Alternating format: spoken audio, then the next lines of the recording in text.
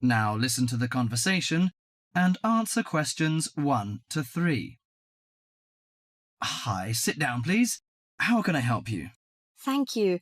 I'm a student in the sociology faculty. I'm coming to ask for some information about renting a room in the college or near the campus. My name is Sarah. Yes, Sarah. How long have you been here in Sydney? You are not new, I suppose. No, I'm in my second year. I came to Sydney 18 months ago from Korea. Where are you living now? I live with my aunt in my cousin's room. It's pretty nice to live with my relatives, but unfortunately my cousin has finished his term and is returning from Britain next week. I have to rent a room for myself. Yes, it sounds a little unfortunate, but I suppose it's a good chance for you to have a deeper understanding to real world. I hope so.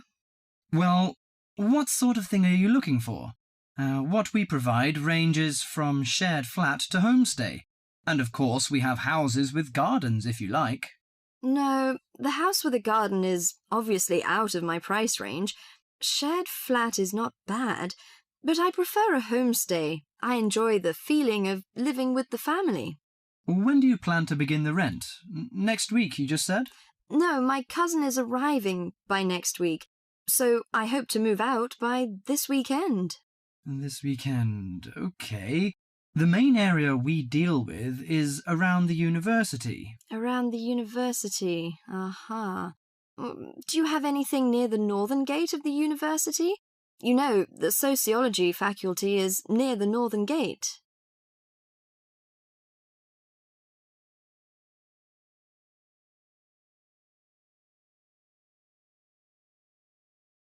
Before you hear the rest of the conversation, you have some time to look at questions 4 to 10.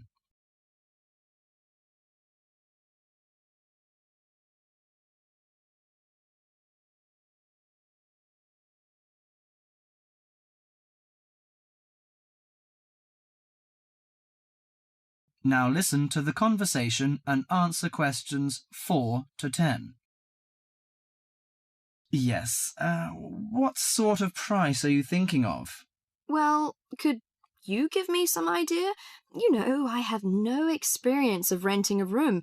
I don't know what price is reasonable, but I hope it's not over $300. I see. Usually the homestay ranges from $180 per month. Only $180? Yes, to $350 depending on a number of different factors. What does it depend on? Well, obviously the quality of the house, the facilities and extra services. Oh, I don't care about the quality very much, as long as it's clean. As to the facilities, I want the room with the separate bathroom. Kitchen isn't a necessity, because I don't want to cook by myself. I hope to have meals with the family if possible. Okay, let me check the files. Yes, I think this one might suit you. It's a family house with 2 vacant bedrooms. How about the owner of the house? I mean, is it a family or... According to the file, it is a retired lady. She wants to find college students as tenants. That's great. What's the condition of the rooms? The bigger bedroom is furnished and with a bathroom, and the rent is $320 per month. The smaller one charges $250. It is furnished too, but without bathroom. Oh, $320. It's a bit out of my range, but I think I prefer the bigger one. How about the meals? Well, the rent includes breakfasts and suppers. No lunches, however. You have to buy your lunch. That's no problem. I usually have my lunch in the college cafeteria. And that doesn't cover the water bill and electricity fee, but the laundry is included. Fine. Could you tell me the address? Yes, it's on 323 West Park Road. Let me get that down. 323. Okay, it's near the university. So, when can I have a look at the room? You know, I'm a little pressed for time. The file says the landlady is in every afternoon. So this week, say Friday? Oh, I'm afraid I can't make it then. I have a lecture on Friday afternoon till 5:30. How about Thursday? Okay, that's fine. Would 5 be okay? Yes, fine. Just come here. Yes, here in the student service office. Oh, before I forget, before moving, you have to pay 1 month's rent in advance. Really? Oh, I didn't know that before. Could I ask why? As the deposit. You know, in case you damage the property or move out without giving notice. Usually this doesn't happen, but standing in the owner's shoes... Yes, I understand it all. So that's $320. Okay, I'll take the money if I'm satisfied. Well, a word of advice. Don't forget to get a receipt when you pay the deposit or rent. Yes, thank you so much. That is the end of part 1. You now have half a minute to check your answers.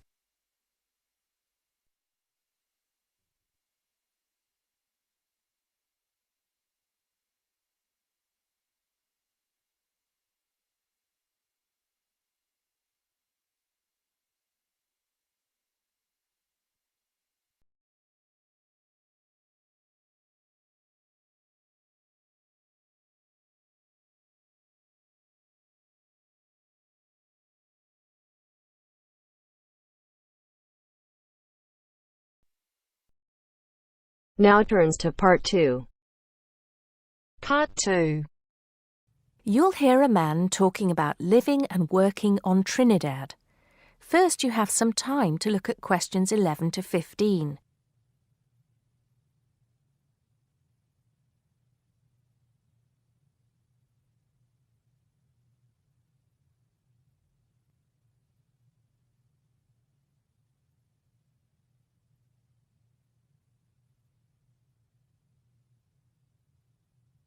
Now listen carefully and answer questions 11 to 15.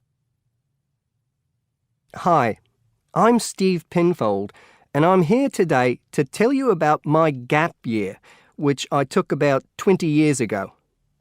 Unlike many students these days who go travelling or get some work experience between school and university, I decided to do something completely different after finishing my degree. I applied to work for a charity organisation. What it does is it sends people with particular skills to countries where those skills are needed. Apart from having some experience teaching English to summer school students, I didn't have any particularly useful skills, I thought, but luckily I was still accepted.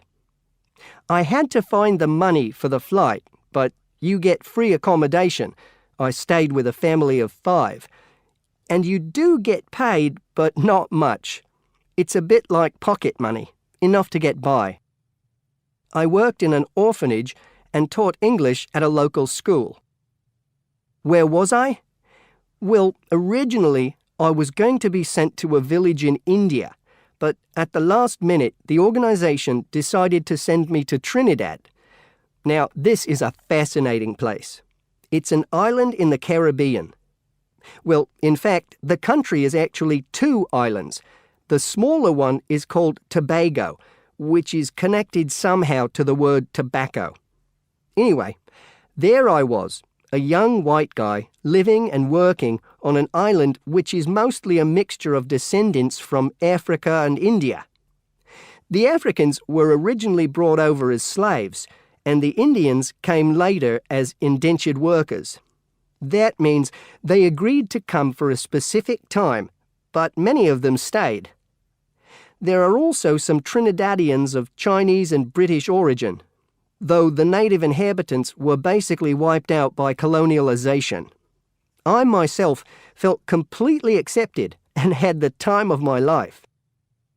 The language everyone speaks is English, so there was no problem for me there, but some concepts don't quite translate.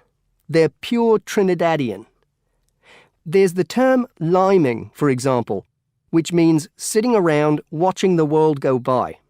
Also, there's the famous carnival, when the whole island is taken up in playing mass. For a whole month, around February or March, it depends when Easter is, everyone's busy preparing costumes, practicing calypsos, soca and steel pan music, and most importantly, partying. Before you hear the rest of the talk, you have some time to look at questions 16 to 20.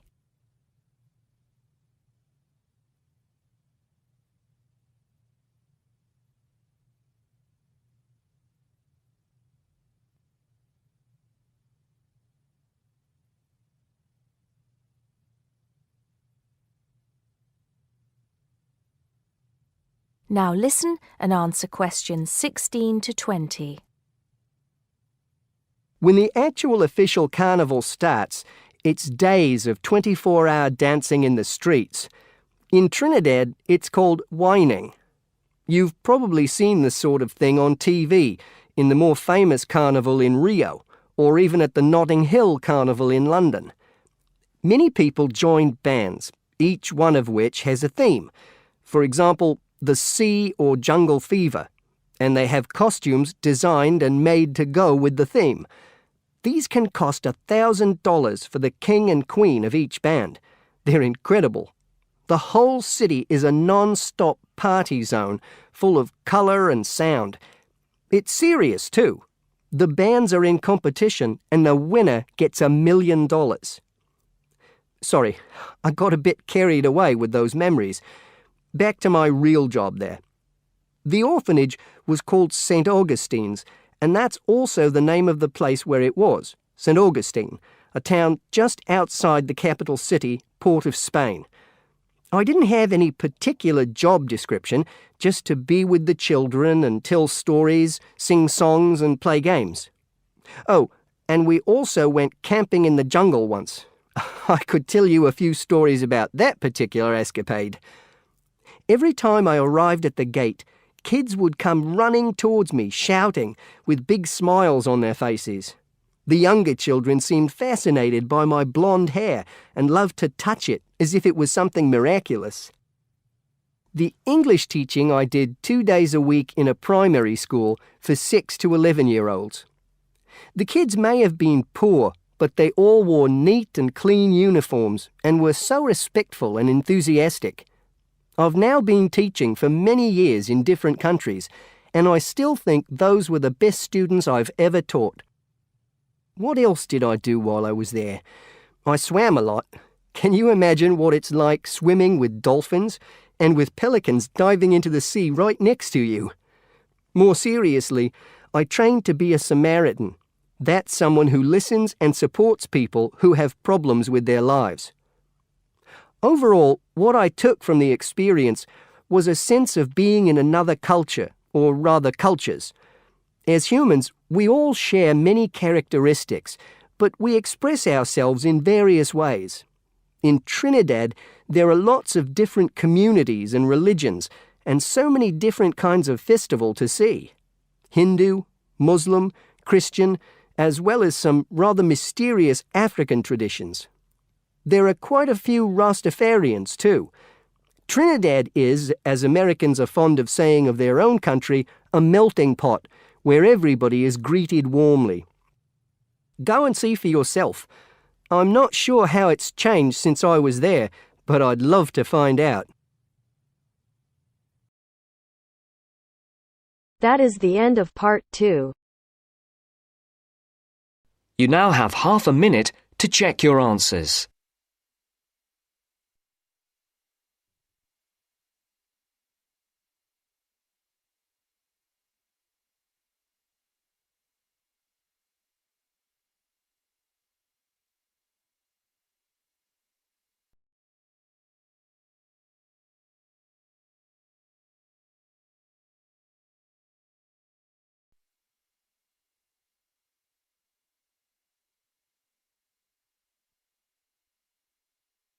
Section 3. You will hear 2 business studies students discussing a presentation they'll do on an article on working effectively in groups. First, you have some time to look at questions 21 to 26.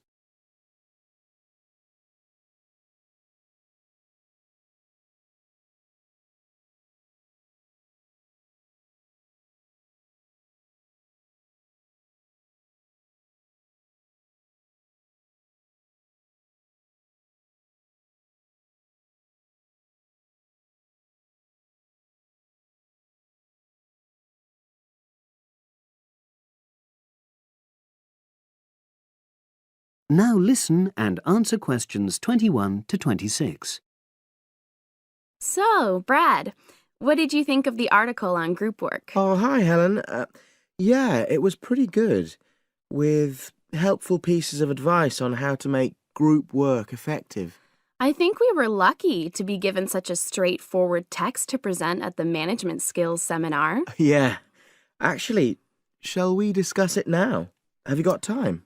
Sure, it's only a 10-minute presentation, so we just need to explain and then give our views on the main points raised in the article. I'll jot down some notes. Right. So, there are 3 main sections.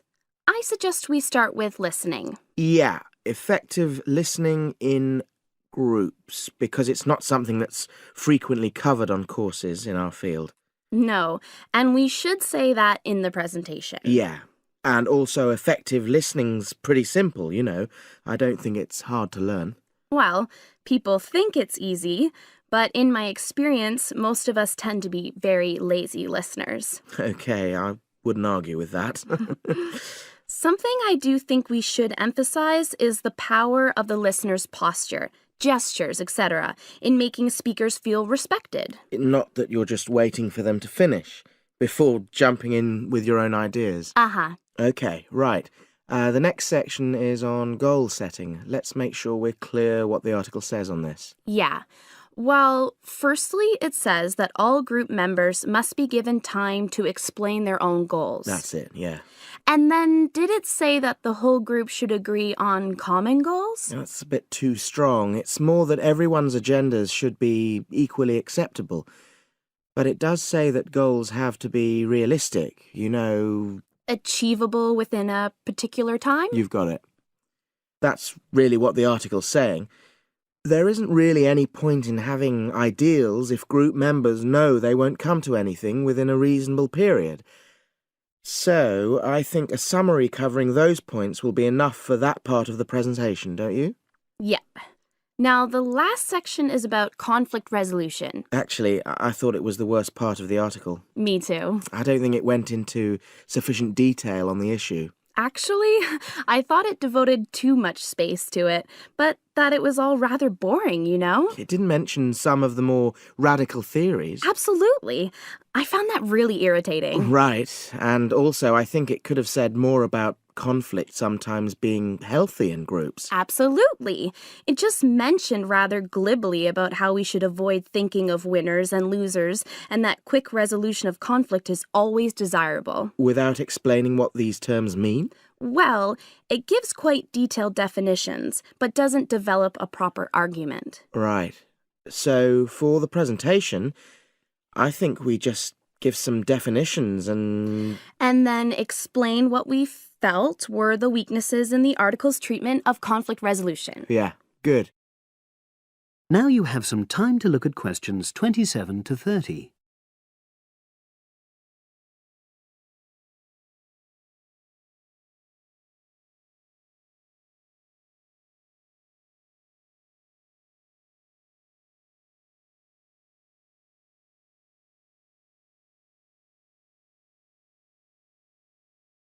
Now listen and answer questions 27 to 30. So, let's think about what we have to prepare for the actual presentation. Well, I suppose we'll use PowerPoint, but I'm hopeless at using it, especially if it has any visuals.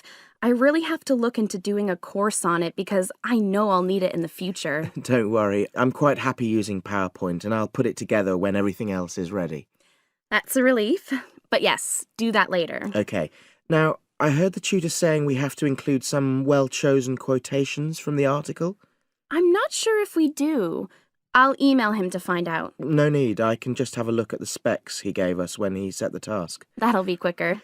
But the tutor definitely said we have to prepare a handout to go with the talk. I'm not really sure how we do that. Sarah did one last year. Who's she? She's doing the same option as me on marketing. I'll ask her advice on what to include. Great. So that just leaves the bibliography at the end. I suppose it'll mainly be articles. Yeah. So we'll just look on the web, and we can leave that till later. But we've been advised against that. Well, we could have a look through some journals in the library. I think we should start by looking through module handbooks. I think that'll give us some good leads. Yeah, you're probably right. So that's all the topics. That is the end of section 3. You now have half a minute to check your answers.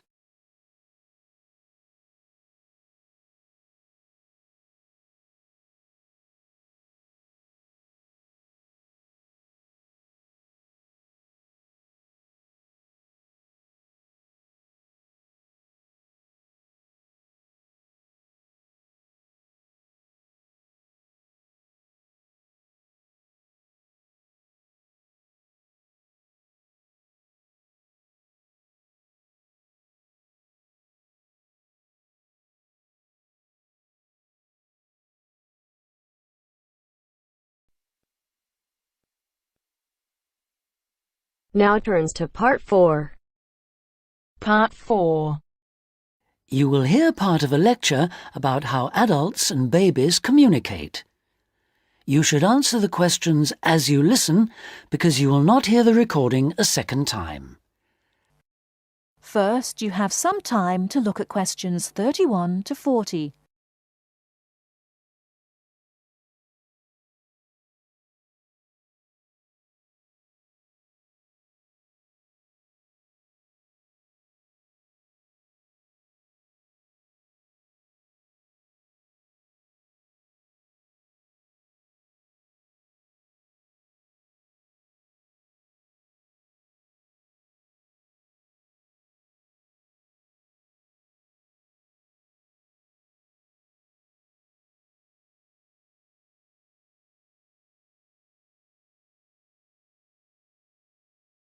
Now listen carefully and answer questions 31 to 40.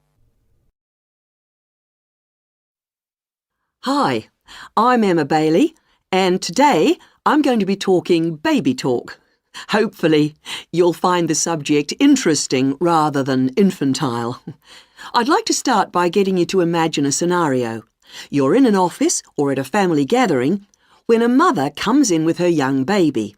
Like everyone else, you want to see the mother and baby, and you probably want to talk to the baby. How do you do this? What kind of language do you use? Recent research has shown that adults all talk to babies in similar ways. They repeat phrases over and over again in a high-pitched sing-song voice with long vowel sounds. And if they ask questions, they exaggerate their intonation. Researchers have discovered that this kind of language, which they have called motherese, is used by adults all over the world when they talk to babies. And according to a new theory, motherese forms a kind of framework for the development of language in children. This baby talk, so the theory goes, itself originated as a response to another aspect of human evolution, walking upright.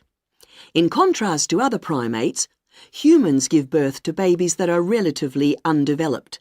So, whereas a baby chimpanzee can hold on to its four-legged mother and ride along on her back shortly after birth, helpless human babies have to be held and carried everywhere by their upright mothers. Having to hold on to an infant constantly would have made it more difficult for the mother to gather food. In this situation, researchers suggest, human mothers began putting their babies down beside them while gathering food. To pacify an infant distressed by this separation, the mother would talk to her offspring and continue her search for food. This remote communication system could have marked the start of motherese. As mothers increasingly relied on their voices to control the emotions of their babies and later the actions of their mobile juveniles, words emerged from the jumble of sounds and became conventionalized across human communities, ultimately producing language.